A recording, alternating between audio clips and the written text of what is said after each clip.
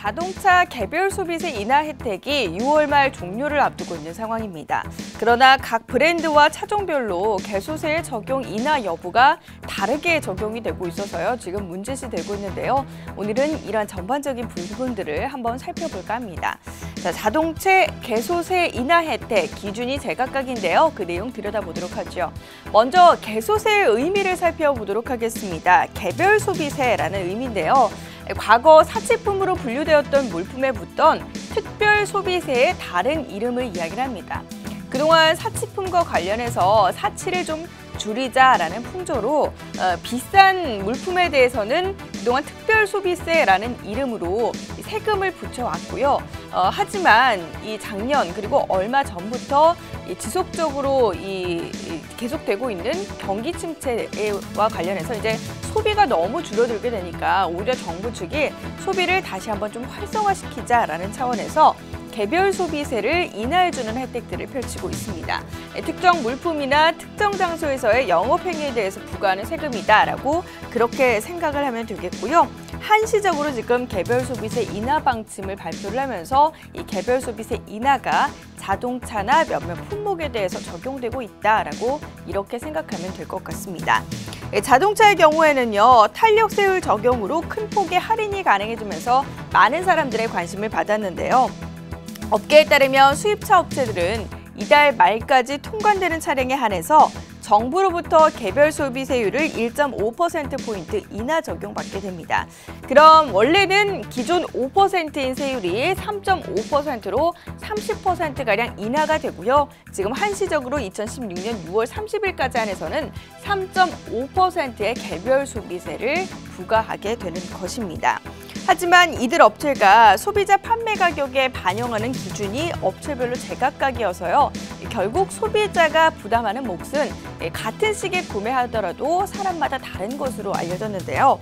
자, 같은 시기에 차를 구매했지만 이처럼 혜택이 다른 이유를 한번 살펴보도록 하죠. 첫 번째, 통관 기준에 맞춰서 인하된 개소세를 차값에 반영하기 때문으로 풀이가 되고 있습니다. 국내에서 판매되는 수입차들은요, 차량 계약이나 인도 시점이 아닌 통관 시점을 기준으로 개소세 인하 적용 여부가 갈리고 있습니다. 지금 해외 수입차 같은 경우는 폭스바겐 코리아가 적용이 되겠고요. 국내 차 같은 경우는 대부분 통관 기준에 맞춰서 또는 이게 차가 이렇게 통관되었다 등록되는 그 날짜에 맞춰서 개소세가 부과가 되는데요. 즉 예를 들어서 설명을 해보자면 오는 30일까지 통관을 거친 차량이면 만약 그 이후에 소비자가 인도를 나중에 받더라고 하더라도 개별 소비세가 인하된 수치로 적용이 가능하고요. 통관이 만약에 6월 30일 이후에 됐다라고 한다면 이 이후의 차들 같은 경우는 개별 소득세 인하 적용이 불가능한 것으로 생각하면 되겠습니다. 같은 달에 같은 모델을 샀음에도 불구하고 통관 시점에 따라 가격이 달라지는 것이고요. 자, 두 번째, 또 다른 기준은 등록일을 기준으로 합니다. BMW나 토요타 같은 경우 이 문제에 해당이 되는데요. 소비자가 차를 인도받아서 이달까지 등록한 경우에만 개소세 혜택을 받을 수 있는 것입니다. 문제는 이달 안에 차들이 통관되었다고 하더라도 소비자가 이달에 모두 인도를 받을 수 있다는 보장이 없는 것인데요. 업체의 사정에 따라서 고객은 통관은 이번 달에 되었다고 할지라도 다음 달에 인도받을 수가 있는 것인데 이렇게 된다면 소비자들 같은 경우는 개별 소비세 인하 혜택을 받을 수 없는 문제가 불거질 수 있는 것입니다. 이 경우에 이제 무슨 문제가 발생할 수 있게 되는 것인데요. 자, 무슨 이야기냐? 현재 우리나라에서 적용한 국산차와 수입차 업체들의 개별 소비세 적용 기준을 살펴보면요. 국산차는 공장 출고 시간을 기준으로 개별 소비세 혜택을 받을 수 있고 수입차는 통관 시점을 기준으로 인하된 자동차의 개별 소비세 할인 혜택을 받게 됩니다. 현재 수입차 업체들 같은 경우는요. 수입차의 통관 신고 단계에서 미리 그 업체들에서 개별 소비세를 납부를 해버립니다. 때문에 통관 신고 단계에서 개별 소비세를 납부하고 이 통관을 기준으로 개별 소비세 혜택을 소비자에게 주는 업체들 같은 경우는 사실상 문제가 되지 않지만 등록을 기준으로 하는 이런 그 업체들 같은 경우에는 문제시가 될 수 있는데요. 등록을 기준으로 개별 소비세 인하를 반영하게 되면 이럴 경우에 소유차 업체들 같은 경우는 정부로부터 미리 개별 소비세 인하 혜택을 받지만 정작 나중에 이제 인도를 함으로써 소비자는 이 개별 소비세 인하 혜택을 받지 못하는 경우가 불거질 수 있어서 지금 이처럼 소비자별로 혜택이 다르다라면서 불만들이 제기가 되고 있는 것입니다.